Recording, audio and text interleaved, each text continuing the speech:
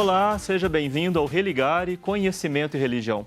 O cristianismo na realidade atual. Como cada indivíduo compreende a ideia de Deus e de si mesmo? Hoje, no Religare, eu recebo o teólogo Paulo Sérgio Carrara. Ele é professor de teologia na FAGE, Faculdade Jesuíta de Filosofia e Teologia de Belo Horizonte, e no ISTA, Instituto Santo Tomás de Aquino.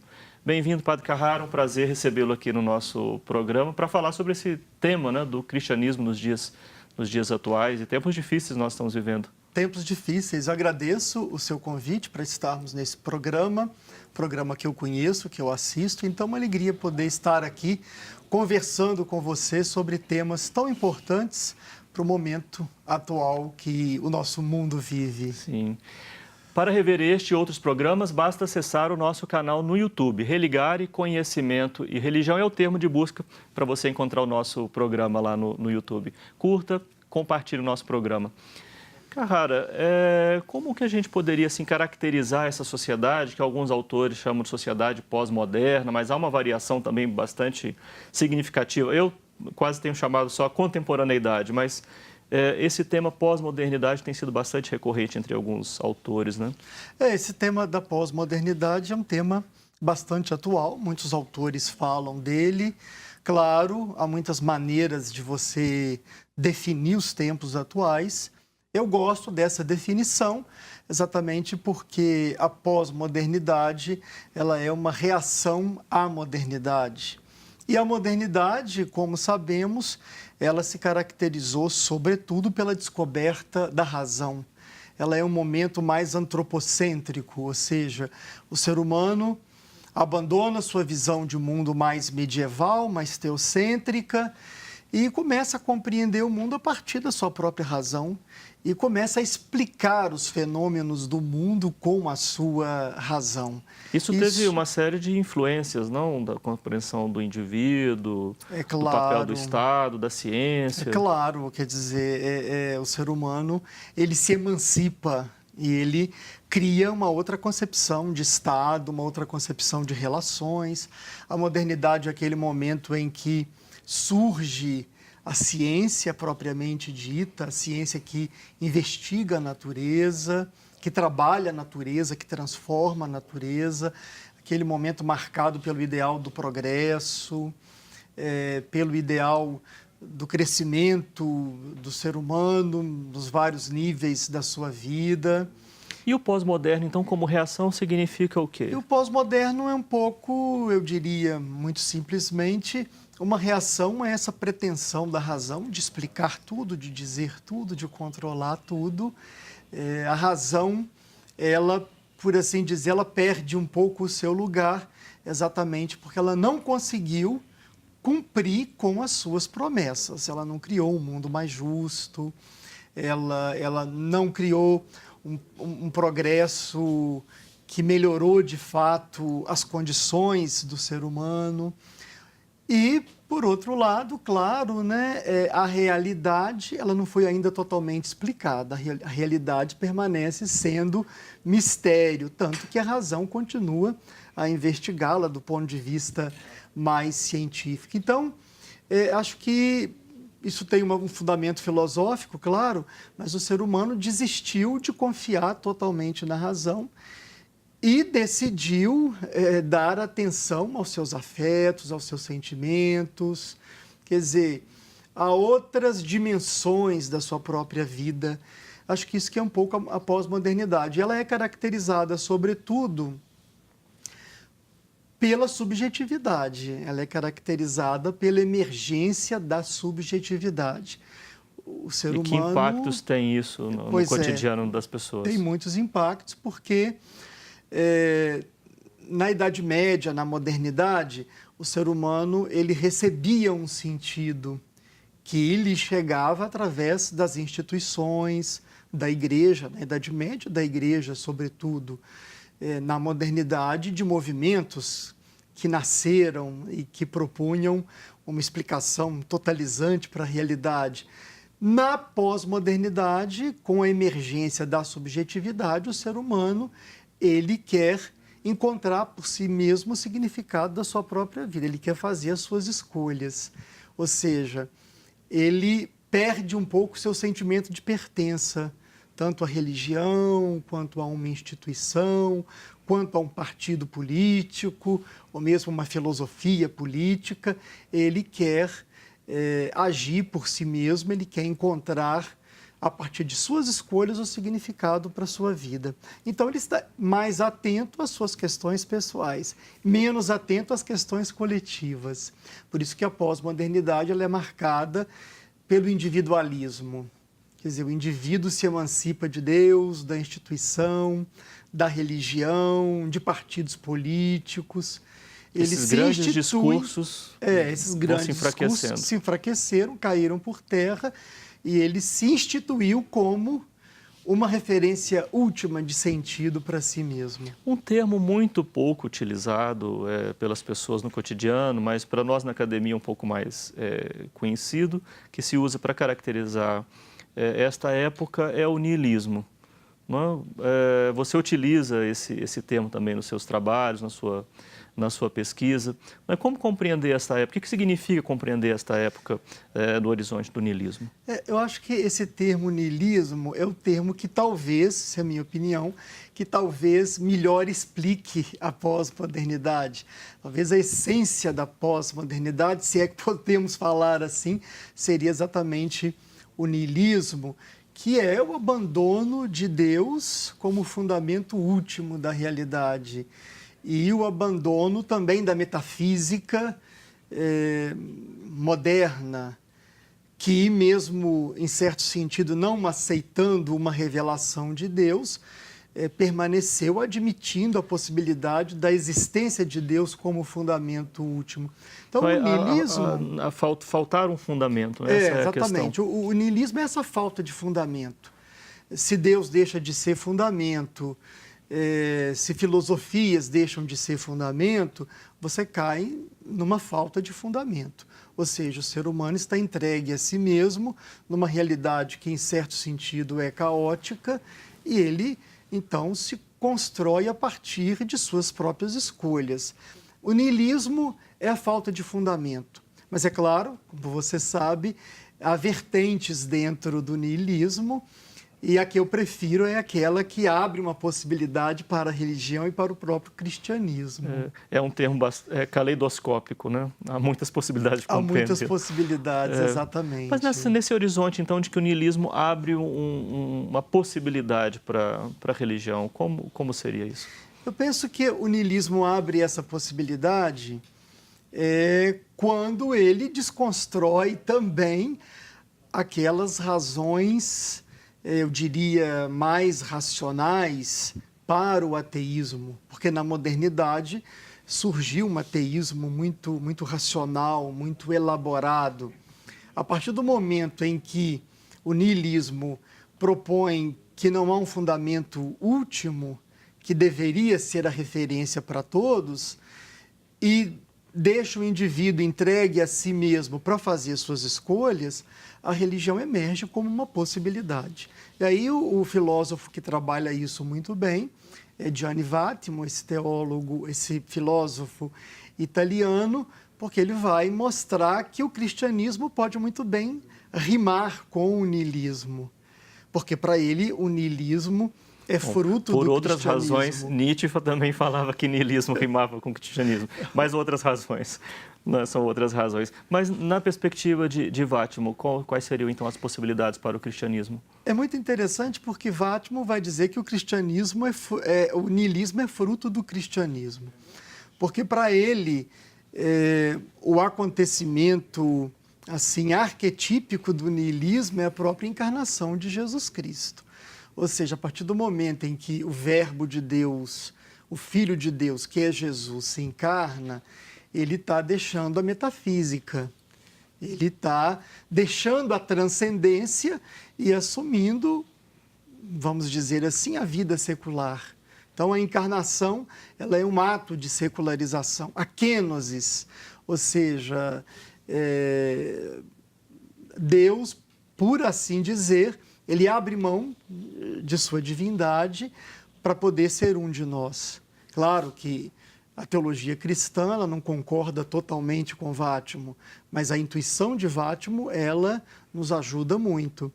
Então, Vátimo vai dizer, mas o niilismo é fruto dessa kenosis, dessa encarnação do verbo, ou seja, Deus assumiu o nosso mundo. Então, Deus se contemporaneizou, né? Se tornou contemporâneo a nós. E ele vai dizer, a partir do momento em que você não tem mais razões fortes, nem para crer e nem para não crer, você pode crer ou não crer. Então, ele afirma que o niilismo acaba criando a possibilidade para o retorno da religião, porque você não precisa mais provar que Deus não existe, uma vez que cada pessoa ela tem a liberdade de poder fazer as suas escolhas. Quem quiser pode escolher Deus como um horizonte de sentido e pode escolher, inclusive, Jesus Cristo como um horizonte de sentido. Portanto, Vátimo, ele tem um niilismo que eu diria que é mais otimista em relação à religião, porque há aquele niilismo que nega realmente qualquer fundamento último e que reduz o ser humano à sua vida física, biológica, material. Quer dizer, é uma recusa da transcendência. Para Vátimo, não. O niilismo cria a possibilidade de um retorno da transcendência. E é o que nós estamos vendo, esse retorno forte da transcendência. Vamos conversar, então, daqui a pouco. Que tipo de religião é esta que volta e quais são possibilidades concretas para o cristianismo? E o caminho que você vai apresentar é o da espiritualidade, o caminho da mística. Não é? Claro. No Religare de hoje, eu converso com o teólogo Paulo Sérgio Carrara e nós estamos falando sobre o cristianismo na contemporaneidade. Nós vamos fazer um breve intervalo e voltamos já.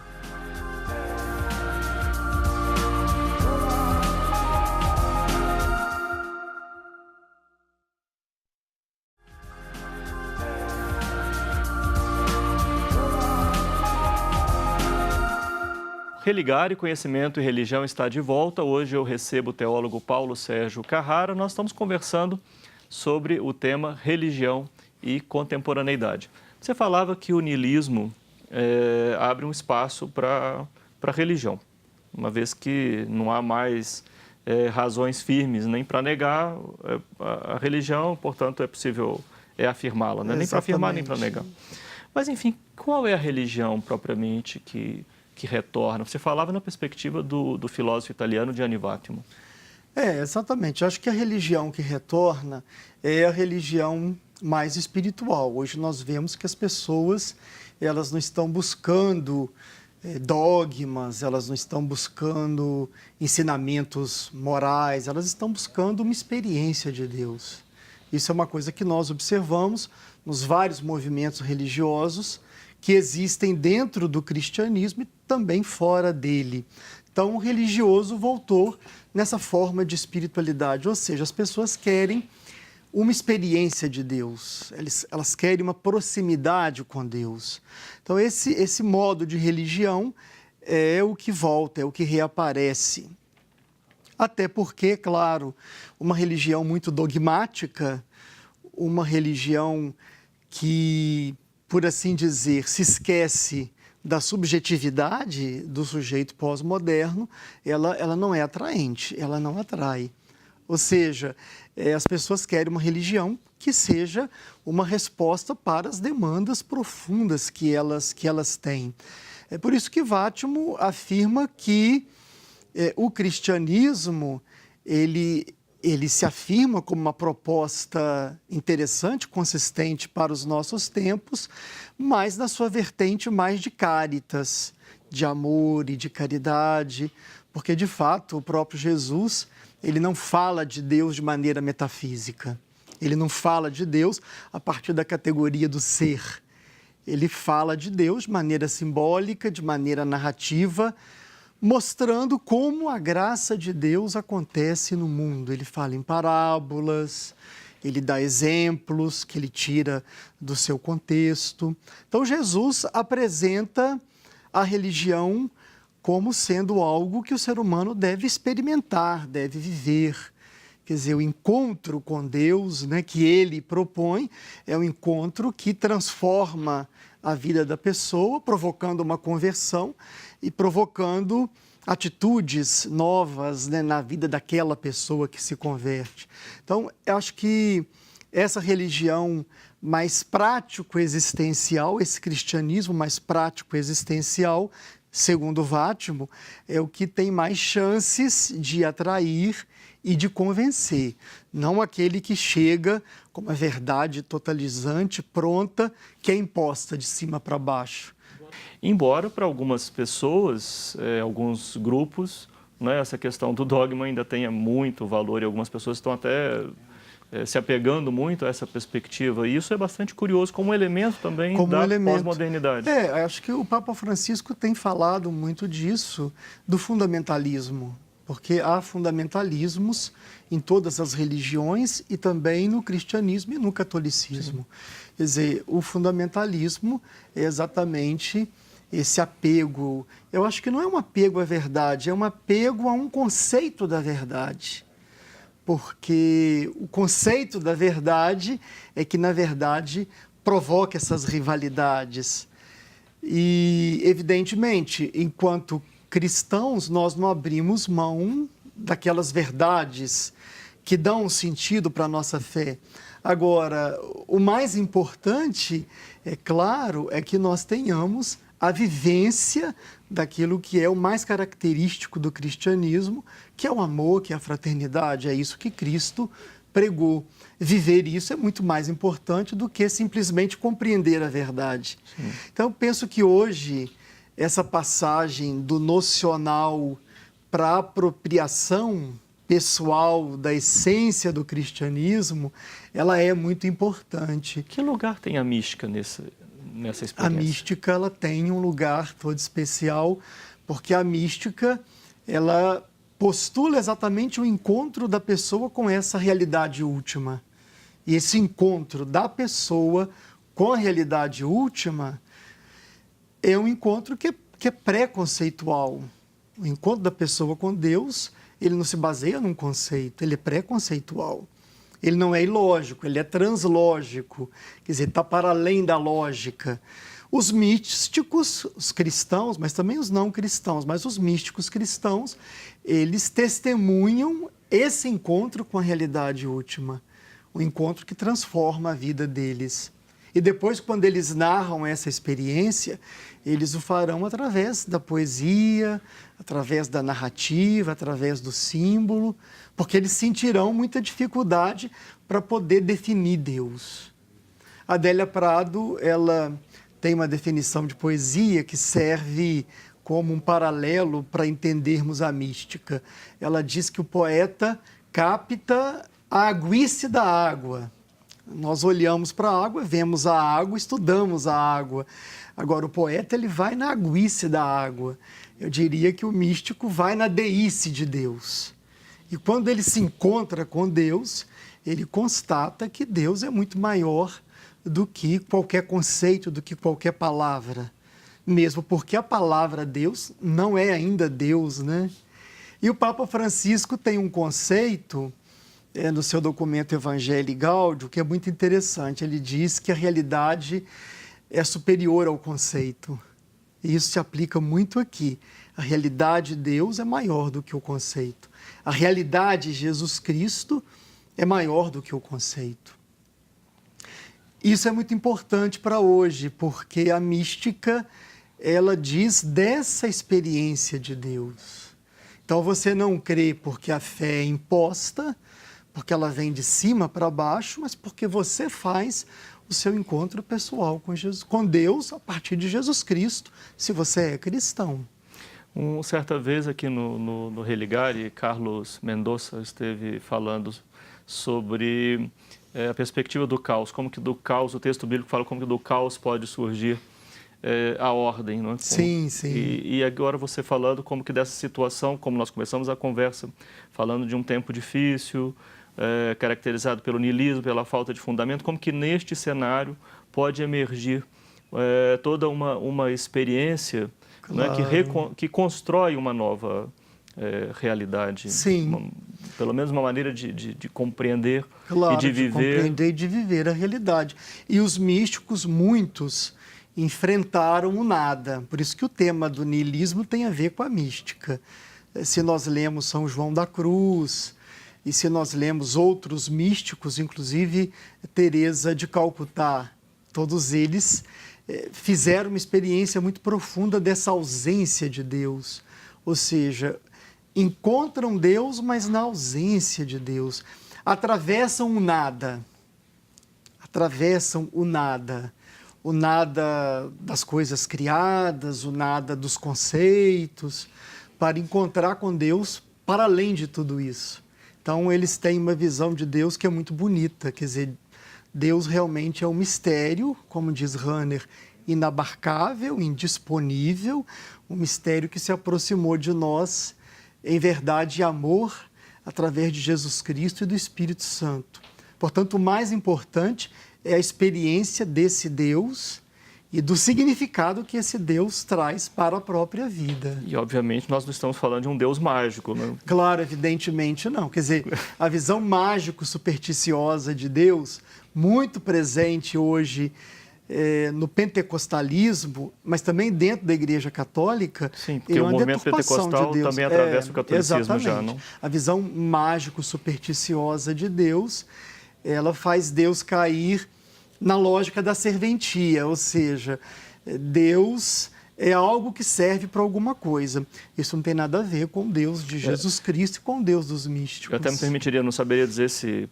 Parece que não é um tema do pentecostalismo, mas esse pós-cristianismo que está surgindo, não? Sim, exatamente. Depois do neopentecostalismo. Exatamente. Não? Porque a teologia pentecostal é até bastante consistente. Exatamente. Sim, há uma que, teologia... aliás, com o nome pentecostalismo, claro, a gente isso, a gente põe tudo aí. Quer dizer, há uma teologia pentecostal consistente. Agora, o pentecostalismo é essa experiência mais coletiva e mais mágico-supersticiosa.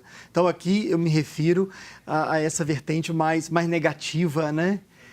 Dessa experiência pentecostal, que pode ser positiva, se não propõe uma experiência mágico-supersticiosa, porque essa experiência está muito centrada nas necessidades, às vezes narcisistas, de quem está buscando Deus.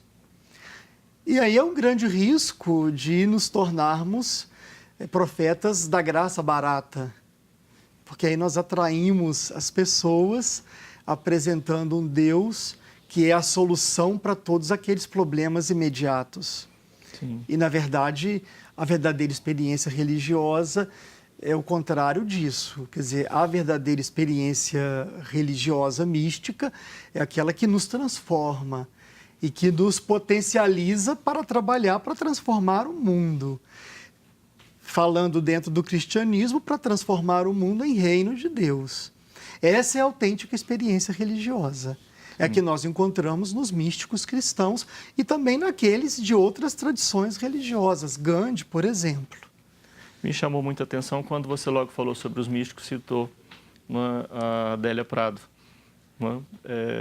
para falar da experiência a partir dela. Porque penso, não sei se você concorda com isso, que essa experiência mística ela está muito mais distribuída na experiência de vida das pessoas do que se possa imaginar. Não é? Claro, eu acho que quando você lê, por exemplo, uma poesia, você percebe que ali há algo de místico, porque o poeta ele está tentando decifrar o mistério da realidade. Sim. E o mistério da realidade é o próprio mistério de Deus, na verdade. Padre Carrara, um prazer tê-lo recebido aqui. Espero a gente poder marcar outras oportunidades. Espero poder voltar. Muito obrigado. Somos um projeto de extensão do Programa de Pós-Graduação em Ciências da Religião da PUC Minas. Você pode conhecer mais sobre as nossas atividades, os nossos cursos de mestrado, doutorado, também o curso de especialização, acessando a nossa página que fica em pucminas.br/ppgcr. Obrigado a você que nos acompanha e a toda a nossa equipe. Voltamos na semana que vem com mais um Religare, Conhecimento e Religião. Um abraço muito cordial e até lá.